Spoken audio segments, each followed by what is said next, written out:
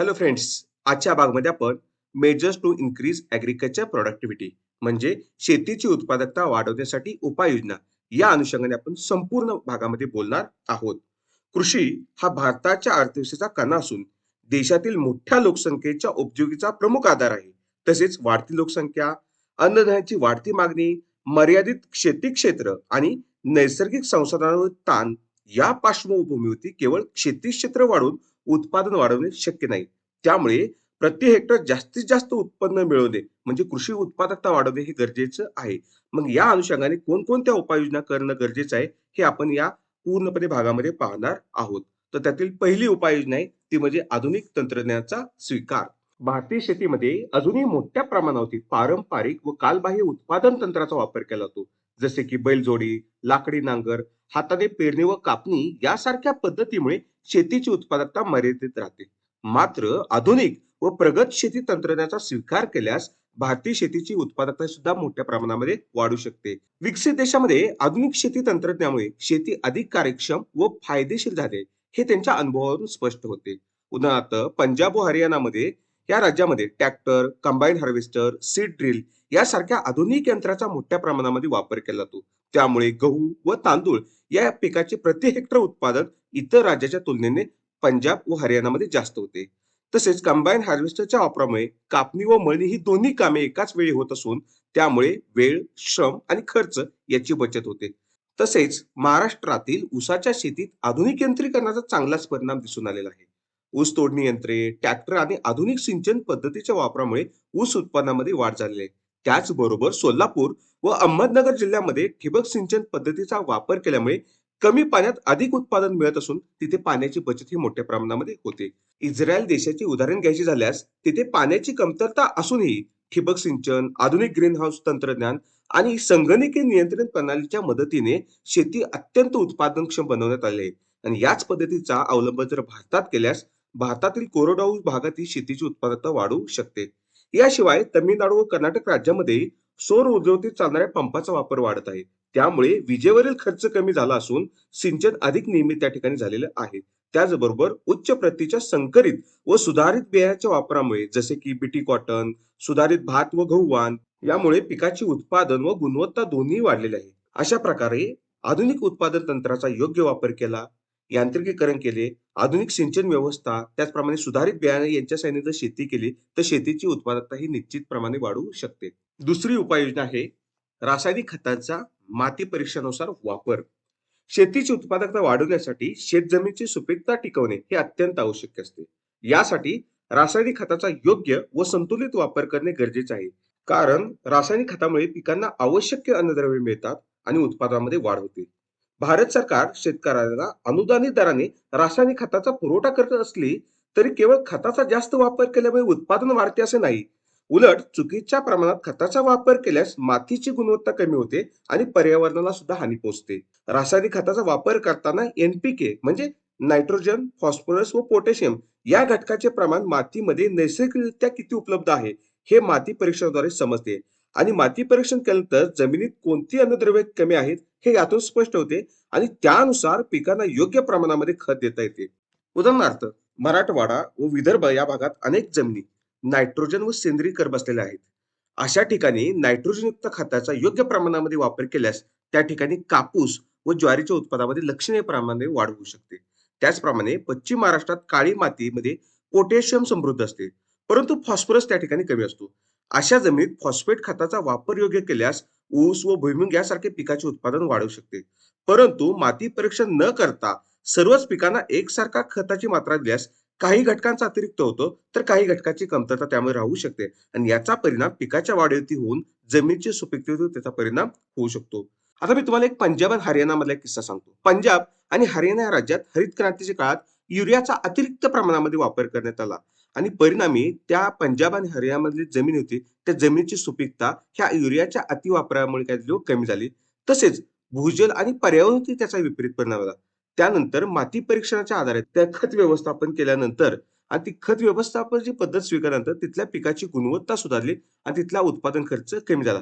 हे उदाहरण म्हणजे माती परीक्षणाचे महत्व अधोरेखित करणारे उदाहरण आपल्याला समजू शकते. त्याचप्रमाणे सरकारने शेतकऱ्यांना माती परीक्षणासाठी प्रोत्साहन देणे हे अत्यंत गरजेचं आहे. यासाठी मोफत माती परीक्षण सेवा, त्याचप्रमाणे माती आरोग्य पत्रिका म्हणजे सॉइल हेल्थ कार्ड योजना राबवणे अत्यंत उपयुक्त ठरते. या योजनामुळे शेतकऱ्यांना त्यांच्या जमिनीची अचूक माहिती मिळते आणि योग्य खत वापरण्याच्या संदर्भात मार्गदर्शन मिळते. याशिवाय रासायनिक खताचा वापर आधुनिक जलसिंचनाच्या आधारे जसे की ठिबक व तुषार सिंचन पद्धतीमध्ये केल्यास तो अधिक फायदेशीर ठरतो. उदाहरणार्थ, नाशिक व सोलापूर जिल्ह्यामध्ये ठिबक सिंचनाद्वारे विद्राव्य खताचा म्हणजे फर्टिगेशनचा वापर केल्यामुळे पिकांना आवश्यक जे लागणारी अन्नद्रव्य आहे, ती अन्नद्रव्य थेट त्याच्या मुळापर्यंत पोहोचली. त्यामुळे खताची बचत झाली आणि उत्पादन वाढलेलं होतं. म्हणजे अशा प्रकारे माती परीक्षेनुसार रासायनिक खताचा संतुलित व शास्त्रीय वापर केल्यास जमिनीची सुपीकता टिकून राहते. त्याचप्रमाणे जमिनीची उत्पादकता वाढते आणि शेतकऱ्याच्या उत्पन्नामध्ये वाढ होण्यास मदत होते. पुढील उपाययोजना आहे संकरित बियाणे. भारतीय शेतीमध्ये पारंपरिक बियाण्याचा वापर दीर्घकाळापासून केला जात आहे. ही बियाणे स्थानिक परिस्थिती जुळवून घेत असली तरी त्यांची उत्पादन क्षमता ही मर्यादित असते. त्या उलट सुधारित व संकरित जातीची बियाणे ही अधिक उत्पादन देणारी, त्याचबरोबर रोगप्रतिकारक आणि कमी कालावधीत परिपक्व होणारी असतात.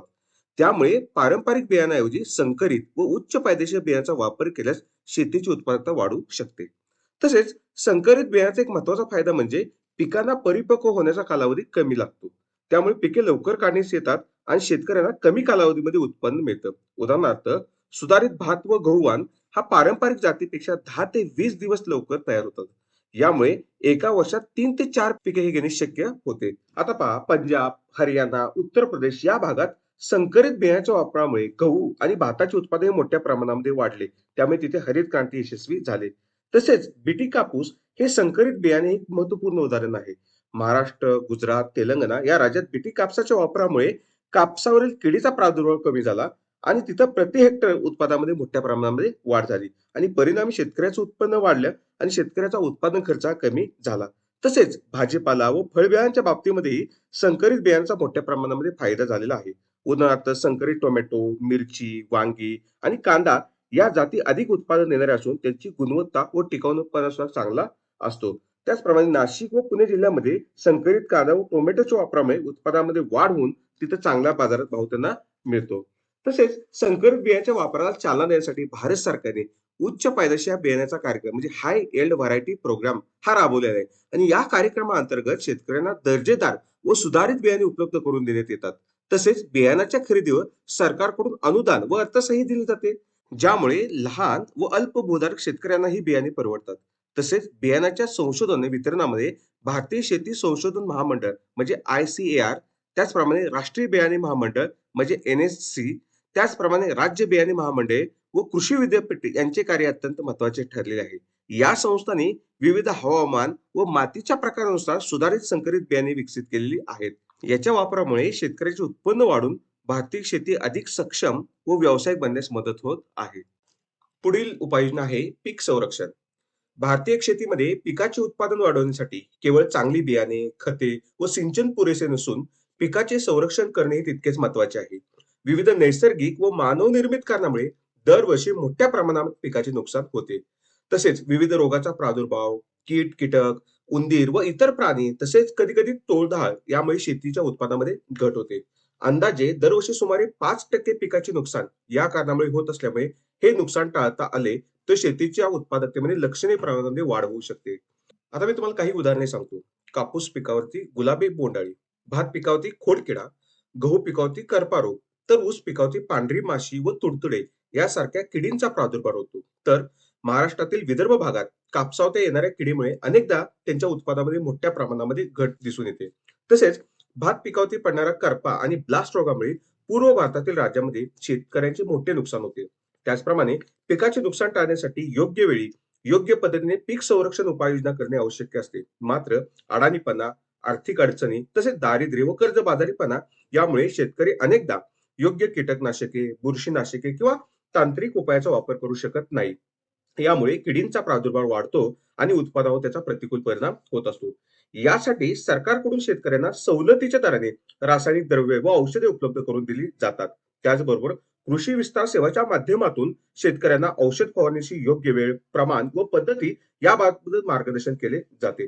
कृषी सेवा केंद्र व कृषी अधिकारी शेतकऱ्यांना कीड ओळख, औषधाची मात्रा आणि सुधारित फवारणीच्या बाबतीत काय करतात ते प्रशिक्षण देत असतात. अलीकडच्या काळात एकात्मिक पीक संरक्षण व्यवस्थापन म्हणजे इंटिग्रेटेड पेस्ट मॅनेजमेंट पद्धतीचा अवलंब केला जात आहे. या पद्धतीत रासायनिक औषधाबरोबरच जैविक उपाय, त्याचप्रमाणे फेरोमोन सापळे आणि पिकाची फेरपालट याचा सर्व समावेश केला जात असतो. याशिवाय वन्य प्राण्यांपासून पिकाचे संरक्षण करण्यासाठी सौर कुंपण, जाळ्या व सामूहिक संरक्षण उपाय वापरले जात आहेत. काही भागात टोळधाड नियंत्रण करण्यासाठी शासनाकडून सामूहिक फवारणी मोहीम राबवली जात असते. अशा प्रकारे प्रभावी पीक संरक्षण उपाययोजना केल्यास पिकाचे नुकसान मोठ्या प्रमाणामध्ये टाळता येते आणि परिणामी शेती उत्पादन वाढते, शेतकऱ्याचे उत्पन्न सुधारते आणि शेती अधिक सुरक्षित व टिकाऊ बनण्यास मदत होते. पुढील उपाययोजना आहे जलसिंचन क्षेत्रात वाढ. भारतीय शेती आजही मोठ्या प्रमाणात निसर्गावरती आणि विशेषतः मान्सून पावसावरती अवलंबून आहे. पावसाचे प्रमाण अनियमित व अपुरे असल्यामुळे शेती उत्पादनात चढ उतार होतात. त्यामुळे शेतीची उत्पादकता वाढवण्यासाठी जलसिंचन सुविधांचा विस्तार करणे अत्यंत आवश्यक आहे. तसेच पिकांना योग्य वेळी आणि पुरेशा प्रमाणात पाणी मिळाल्यास उत्पादन निश्चितपणे वाढू शकते.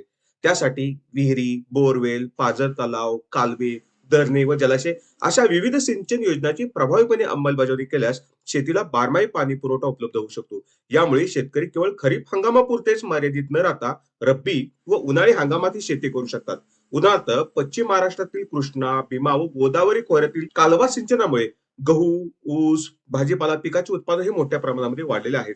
त्याचबरोबर सरकारने विविध पंचवार्षिक योजनांमध्ये सिंचन क्षेत्र वाढवण्यावरती विशेष भर दिला आहे. यासाठी मोठी धरणे, मध्यम व लघु सिंचन प्रकल्प राबवले आहेत. जसे की पंजाबमध्ये भाकडा नांगल, ओडिसामध्ये हिराकूड, महाराष्ट्रात कोयना आणि गुजरातमध्ये सरदार सरोवर यासारख्या धरणामुळे लाखो हेक्टर क्षेत्र हे सिंचनाखाली आहे. यामुळे संबंधित भागांना शेती अधिक उत्पादनक्षम करता आलेली आहे. अलीकडच्या आकडेवारीमध्ये म्हणजे 1951 मध्ये केवळ 18% शेती ही बारमाही सिंचनाखाली होती. तर सध्या हे प्रमाण सुमारे 40% वाढले आहे. ही निश्चितच एक सकारात्मक प्रगती आहे असं म्हणता येईल. तरी अजूनही देशातील मोठा भाग हा पावसावरती अवलंबून आहे.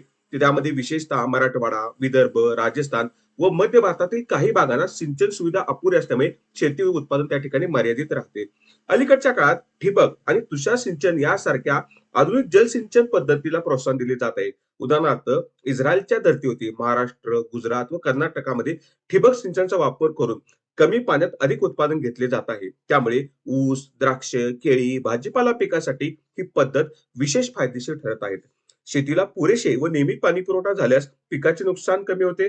त्याचप्रमाणे उत्पादन खर्च घटतो आणि एका जमिनीतून वर्षभर अनेक पिके घेणे शक्य होते. परिणामी शेतकऱ्याचे उत्पन्न वाढते आणि शेती अधिक स्थिर आणि शाश्वत बनते. त्यामुळे भारतीय शेतीच्या विकासासाठी जलसिंचन क्षेत्रात आणखी वाढ करणे ही काळाची गरज आहे. पुढील उपाययोजना आहे विक्री व्यवस्थेत सुधारणा.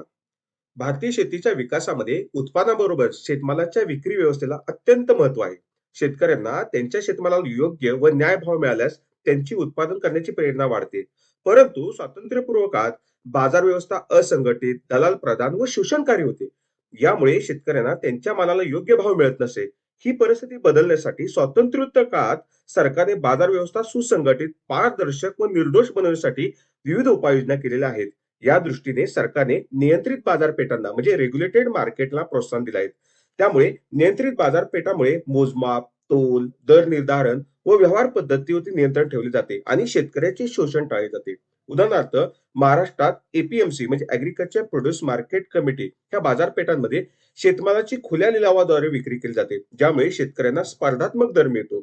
तसेच मार्च 2010 पर्यंत देशात सुमारे 7,157 रेग्युलेटेड मार्केट कार्यरत होत्या.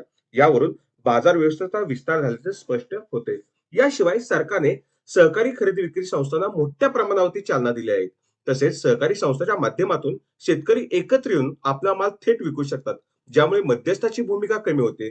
तसेच सध्या देशभरात 6,000 पेक्षा अधिक प्राथमिक सहकारी विपणन संस्था या कार्यरत आहेत. त्यापैकी 3,500 संस्था विशेष वस्तू विपणन संस्था म्हणून त्या कापूस, ऊस, फळे व भाजीपाला यासारख्या विशिष्ट शेतमालाच्या विक्रीत कार्यरत आहेत. त्याचबरोबर ग्रामीण भागातील बाजारपेठा सक्षम करण्यासाठी देशात 21,221 विशेष ग्रामीण हंगामी बाजार स्थापन करण्यात आलेले आहेत. यामुळे लहान व अल्पभूधारक शेतकऱ्यांना जवळच शेतमाल विक्रीची सुविधा उपलब्ध झालेली आहे. तसेच जिल्हा पातळीवरती 160 जिल्हा विपणन संस्था कार्यरत असून त्या शेतमालाच्या साठवणूक, प्रक्रिया व विक्रीत मदत करतात. तसेच राज्य पातळीवरती 29 सर्वसाधारण विपणन महासंघ आणि 16 विशेष वस्तू विपणन संघ हे कार्यरत आहेत. जे मोठ्या प्रमाणावरती बाजार व्यवस्था संघटित करण्याचे काम करतात. त्याचबरोबर शेतमालाच्या साठवणुकीसाठी सरकारने गुदाम व शीतगृहाच्या सुविधात मोठ्या प्रमाणामध्ये विकास केलेला आहे. तसेच मध्यवर्ती गुदाम महामंडळ, राज्य गुदाम महामंडळ आणि भारतीय अन्न महामंडळ या संस्थांच्या माध्यमातून साठवणुकीच्या सुविधा उपलब्ध करून देण्याचं काम हे सरकारने केलेलं आहे. सध्या मध्यवर्ती गुदाम महामंडळाची 470 गुदामे असून त्याची साठवणूक क्षमता सुमारे 7 दशलक्ष टन आहे. तर राज्य गुदाम महामंडळाकडे 2000 गोदामे असून त्याची 10 दशलक्ष टना इतकी क्षमता आहे. म्हणजे साठवणूक क्षमता 10 दशलक्ष टन इतकी आहे. तसेच भारतीय अन्नधान्य महामंडळाकडे 15 दशलक्ष टन साठवण क्षमता असलेली गोदामे आहेत. याशिवाय फळे, भाजीपाला व नाशवंत मालाच्या साठवणुकीसाठी देशात सध्या 2970 शीतगृहे म्हणजे कोल्ड स्टोरेज उपलब्ध आहेत. उदाहरणार्थ उत्तर प्रदेशातील बटाटा उत्पादक शेतकरी शीतगृहामध्ये बटाट्याची साठवणूक करून ठेवतात आणि योग्य वेळी त्याची विक्री करतात. त्यामुळे त्यांच्या बटाट्याला चांगला दर मिळतो. या सर्व सुविधा सवलतीच्या दरात जर उपलब्ध झाल्या, त्यामुळे शेतकऱ्याची प्रतीक्षा क्षमता म्हणजे होल्डिंग कॅपॅसिटी वाढली जाते. त्यामुळे ते तात्काळ कमी दराने माल न विकता आणि प्रतीक्षा करून ज्यावेळेस शेतमालाला चांगला दर येईल त्यावेळेस ते विक्री करू शकतात आणि परिणामी शेतकऱ्याला योग्य भाव मिळतो. त्यामुळे शेतकऱ्याचं उत्पन्न वाढतं आणि शेतीची उत्पादकता वाढण्याची प्रेरणा त्यातून त्यांना मिळू शकते. पुढील 7वी उपाययोजना आहे संस्थात्मक भांडवल पुरवठा. शेती व्यवसाय हा भांडवल प्रधान होत चाललेला असून त्यासाठी अल्प मुदतीचे, मध्यम मुदतीचे आणि दीर्घ मुदतीच्या भांडवलाची सातत्याने गरज असते. जसे बियाणे खरेदी करणे, खत खरेदी करणे, कीटकनाशके, मजुरी देणे यासाठी अल्प मुदतीच्या कर्जाची आवश्यकता असते. तर अवजारे खरेदी करणे, जनावरे खरेदी करणे, पंप बसवणे, ट्रॅक्टर खरेदी करणे यासाठी मध्यम मुदतीच्या कर्जाची आवश्यकता असते. तसेच विहिरी खोदण्यासाठी, बोरवेल पाडण्यासाठी, शेततळे बांधण्यासाठी, ठिबक सिंचन सुविधा उपलब्ध करण्यासाठी, गोडाऊन बांधण्यासाठी दीर्घकालीन भांडवलाची आवश्यकता असते. जर हे भांडवल सुलभतेने आणि सवलतीच्या व्याजदराने उपलब्ध झाले, तर शेती उत्पादन वाढण्यास निश्चितच मदत होऊ शकते. पूर्वी बहुसंख्य शेतकरी सावकाराकडून कर्ज घेत असत आणि सावकाराकडील कर्जातील व्याजदर अतिशय जास्त असल्यामुळे शेतकरी कर्जाच्या विळख्यात अडकत असे. अनेकदा कर्ज फेड न झाल्यामुळे शेतकऱ्याचे शोषण होत असे. उदाहरणार्थ ग्रामीण भागामध्ये सावकाराकडून घेतलेल्या कर्जावरती 30 ते 60% व्याज आकारले जाईल, ज्यामुळे शेतकरी अधिकच अडचणीत सापडत असे. ही परिस्थिती बदलण्यासाठी सरकारने संस्थात्मक भांडवल पुरवठ्यावरती भर दिला आहे. जसे की विविध बँका व वित्तीय संस्थांच्या माध्यमातून शेतकऱ्यांना योग्य व कमी व्याजदराने कर्ज पुरवठा केला जात आहे. त्यासाठी स्टेट बँक ऑफ इंडिया, राष्ट्रीयकृत बँका, विभागीय ग्रामीण बँका, त्याचप्रमाणे सहकारी पतपुरवठा संस्था आणि भूविकास बँका आणि नाबार्ड या प्रमुख संस्था शेतीला पतपुरवठा करत आहेत. आता मी तुम्हाला सहकारी बँकांनी आजपर्यंत किती प्रमाणामध्ये कर्ज पुरवठा केला हे तुम्हाला समजून सांगतो. सन 2022-23 मध्ये 40,606.75 कोटी रुपयांचा पतपुरवठा हा शेती क्षेत्राला सहकारी बँकांनी केलेला आहे. यामुळे अनेक शेतकऱ्यांनी सुधारित बियाणे, खते, आधुनिक अवजारे व सिंचन साधने खरेदी केलेली आहेत. तसेच नाबार्डने सन 2022-23 मध्ये 21,434.96 कोटी रुपयांचा पतपुरवठा करून ग्रामीण आणि कृषी विकासाला चालना दिलेली आहे. त्याचप्रमाणे नाबार्डच्या माध्यमातून शेततळे, गोदामे व दूध प्रक्रिया केंद्रे तसेच सूक्ष्म सिंचन प्रकल्प उभारण्यास आलेले आहेत. राष्ट्रीयकृत बँकाने शेतकऱ्यांसाठी 35,000 कोटी रुपयाचा कर्जपुरवठा केलेला आहे. त्याचबरोबर शेतकऱ्यासाठी एक महत्वाची योजना म्हणजे किसान क्रेडिट कार्ड योजना. ही योजना सन 1998 पासून सुरू करण्यात आली असून तिच्या माध्यमातून शेतकऱ्याला अल्प मुदतीचे कर्ज सहज उपलब्ध होते आणि या कार्डद्वारे शेतकरी आवश्यकतेनुसार कर्ज काढू शकतात आणि व्याजदर कमी असल्यामुळे ते कर्जाची परतफेडी करू शकतात. सन 2023-24 पर्यंत 7.72 कोटी शेतकऱ्यांना किसान क्रेडिट कार्ड उपलब्ध करून देण्यात आले आहेत. त्यामुळे लहान शेतकऱ्यांनी या कार्डच्या सहाय्याने बियाणे, खत खरेदी आणि वेळेवरती पेरणी करू शकले. त्यामुळे त्यांच्या उत्पन्नामध्ये वाढ झालेली आहे. अशा प्रकारे संस्थात्मक भांडवल पुरवठ्यामुळे शेतकऱ्यांना आर्थिक सुरक्षितता मिळते. तसेच सावकारावरती अवलंबित्व कमी होते आणि शेतीमध्ये आधुनिक तंत्रज्ञानाचा वापर वाढतो. परिणामी शेतकऱ्याची उत्पादकता वाढून शेतकरी आर्थिकदृष्ट्या अधिक सक्षम बनतात आणि भारतीय शेतीच्या विकासाला गती मिळते. ही उपाययोजना आहे राष्ट्रीय कृषी पीक विमा योजना. भारतीय शेती मोठ्या प्रमाणावरती निसर्गावरती अवलंबून असल्यामुळे पूर, दुष्काळ, अवकाळी पाऊस, गारपीट, कीड व रोग यासारख्या आपत्तीमुळे पिकांचे मोठे नुकसान होते. अशा परिस्थितीत शेतकऱ्याचे आर्थिक नुकसान भरून काढण्यासाठी आणि त्यांना शेती व्यवसाय टिकून ठेवण्यासाठी पीक विमा योजना ही अत्यंत आवश्यक ठरते. याच उद्देशाने केंद्र सरकारने सन 1999-2000 हंगामापासून राष्ट्रीय कृषी पीक विमा योजना लागू केली. या योजनेत विविध प्रकारच्या पीक विमा योजनांचे एकत्रीकरण करून शेतकऱ्यांना पिकाच्या नुकसान भरपाई देण्याची व्यवस्था करण्यात आलेली आहे. ही योजना खाद्यान्न पिके, तेलबिया तसेच व्यापारी पिके यांनाही लागू करण्यात आलेली आहे. या योजनेला लागणाऱ्या निधीमध्ये केंद्र सरकारचा व राज्य सरकारचा प्रत्येकी 50% हिस्सा उचलतात. तसेच देशातील 25 राज्यांनी ही योजना अंमलात आणली. त्यामुळे मोठ्या शेतकऱ्यांना शेतीच्या संकटापासून संरक्षण झालेले आहे. उदाहरणार्थ महाराष्ट्रातील मराठवाडा व विदर्भ भागात दुष्काळामुळे कापूस, ज्वारी, सोयाबीन पिकाचे मोठ्या प्रमाणामध्ये नुकसान झाले असताना या योजनेअंतर्गत शेतकऱ्यांना नुकसान भरपाई मिळालेली आहे.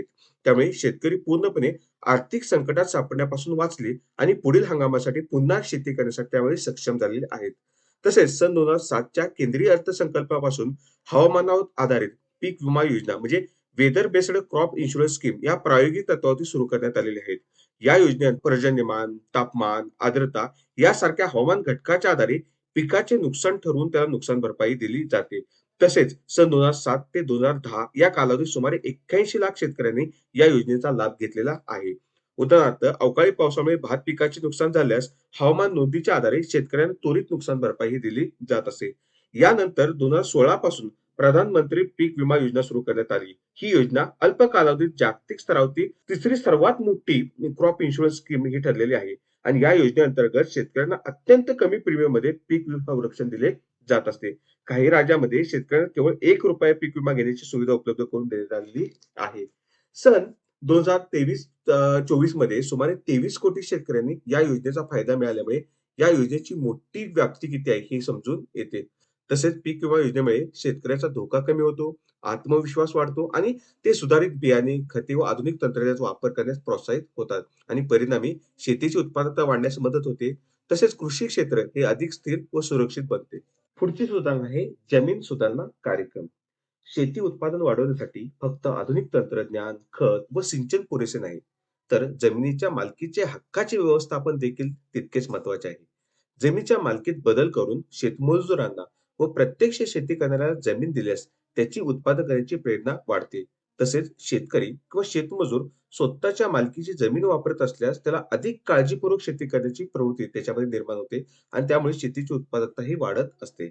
या उद्देशाने सरकारने स्वातंत्र्योत्तर काळात जमीन सुधारणा कार्यक्रम राबवले. या कार्यक्रमाचा उद्देश जमीनदारी पद्धतीचे उच्चाटन करणे आणि भूमिहीन व लहान शेतकऱ्यांना जमीन मिळवून देणे हा होता. या अंतर्गत कमाल भू सुधारणा कायदा तयार करण्यात आला आणि या कायद्याअंतर्गत एका व्यक्तीकडे जास्तीत जास्त किती जमीन राहू शकते हे निश्चित करण्यात आले आणि अतिरिक्त जमीन सरकारच्या माध्यमातून भूमिहीन शेतकऱ्यांना वाटप करण्यात ठरवले.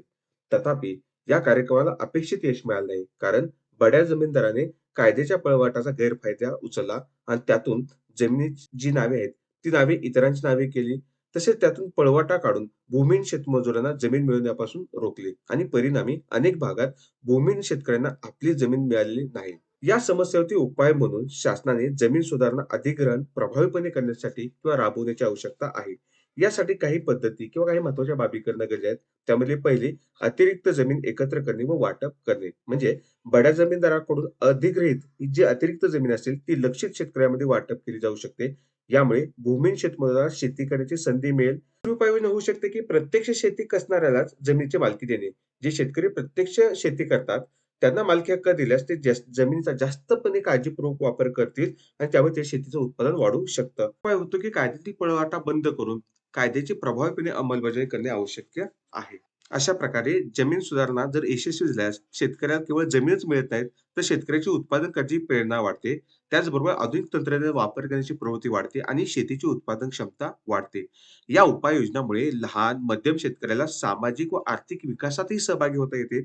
एकंदरीत जमीन सुधारणा कार्यक्रमाचं योग्य पद्धतीने राबवणे ही भारतीय शेतीची उत्पादकता टिकवण्यासाठी, शेतीतील उत्पादन वाढण्यासाठी हे खूप आवश्यक आहे. ही उपाययोजना आहे शेती संशोधनाला प्रोत्साहन.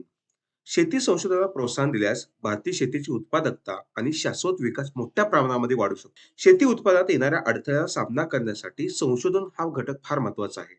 आधुनिक पिके, खते, बियाणे, कीटकनाशके, सिंचन पद्धती, शेती अवजारे व यंत्रे यामध्ये संशोधनाचा वापर करून उत्पादन अधिक कार्यक्षमपणे बनवता येते.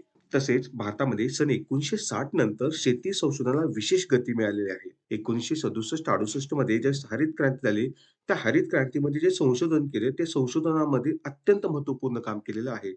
त्यावेळी उच्च उत्पादन देणारा गहू, तसेच तांदळाची सुधारित जाती, त्याचप्रमाणे कीट प्रतिरोधक खते, खत व्यवस्थापन व सिंचन पद्धती यांचा विकास झाला. यामुळे भारताला अन्नधान्याचा तुटवडा टाळता आला आणि आत्मनिर्भरतेकडे वाटचाल त्यातून करता आली. यासाठी सरकार वेगवेगळ्या रिसर्च इन्स्टिट्यूटला, ॲग्रीकल्चर रिसर्च इन्स्टिट्यूटला प्रोत्साहित करत आहे. यामध्ये भारतीय कृषी संशोधन संस्था, कृषी विद्यापीठे आणि कृषी महाविद्यालय यांचा खूप मोठा मौल्यवान वाटा हा ॲग्रीकल्चर रिसर्चमध्ये आहे. या संस्थांमध्ये पिकाच्या वाढीव उत्पादनासाठी नवीन तंत्रज्ञान, उन्नत बियाणे, त्याचप्रमाणे कीटकनाशके, खत व्यवस्थापन आणि जैविक शेती यावरती प्रयोग याचा अभ्यास केला जातो. यासाठी संशोधनाचा प्रत्यक्ष वापर वाढावा म्हणून सरकार शेतकऱ्यांना आर्थिक सहाय्य आणि प्रशिक्षण देते. त्यामुळे शेतकरी नवीन तंत्रज्ञान हे नवीन जे रिसर्च आहेत याचा प्रत्यक्षपणे शेतीत वापर करू शकतो. त्यामुळे शेतीची उत्पादकता ही वाढू शकते आणि शेवटी शेती विकासाला संशोधन व शोधाची जोड दिल्यास उत्पादन क्षमता, आर्थिक लाभ आणि शाश्वत शेती या सर्व बाबी सुधारू शकतात. संशोधनामुळे पिकाचे नुकसान कमी होते, उत्पादन खर्च घटतो आणि शेती अधिक सुरक्षित आणि टिकाऊ बनते. त्यामुळे शेतकरी अधिक आत्मनिर्भर आणि शेती अधिक जागतिक स्तरावरती स्पर्धात्मक बनू शकते. उत्पादन वाढवण्यासाठी फक्त बियाणे, खत व सिंचन पुरेसे नाही, तर शेती संबंधी सर्व बाजूंचा समग्र विकास करणे आवश्यक आहे. यासाठी काही एकत्रित प्रयत्न करणे गरजेचे आहे, जे सरकार आणि शेतकऱ्यांनी एकत्रितपणे करणं गरजेचे आहे. त्यामधला पहिला आहे पूर नियंत्रण आणि जलसंधारण योजना. पावसाळ्यात पूर येऊ नये यासाठी धरणे, कालवे, तळे आणि पाणी साठवणुकीच्या योजनांवरती भर देणे आवश्यक आहे. त्याचबरोबर भूसंरक्षण आणि मातीची सुपीकता टिकवणे आवश्यक आहे. यासाठी जमिनीची धूप व वाळवंटीकरण टाळण्यासाठी वाळू आणि गाळ याची रोकथाम करण्यासाठी भूसंरक्षणाचे उपाय योजणे गरजेचे आहेत. तसेच पडीक जमिनीचा उपयोग म्हणजे जी जमीन पडीक व निर्जीव जमीन लागवडीखाली आणण्यासाठी आधुनिक तंत्राचा वापर केला जाऊ शकतो. यामुळे शेतीसाठी अधिक जमीन उपलब्ध होते आणि त्यातून उत्पादन क्षमता वाढू शकते. तसेच पशुसंवर्धनामध्ये दूध, मांस व शेतीतील मदत मिळणाऱ्या पशुधनाची सुधारणा केल्यास शेतकरी अधिक उत्पन्न मिळवू शकतो. त्याचबरोबर सहकारी शेती आणि वाहतूक सुविधा जर उपलब्ध झाले, म्हणजे सहकारी शेतीला प्रोत्साहन दिल्यास शेतकरी एकत्रितपणे काम करू शकतात. त्यातून उत्पादन व विपणन अधिक परिणामकारक ते करू शकतो.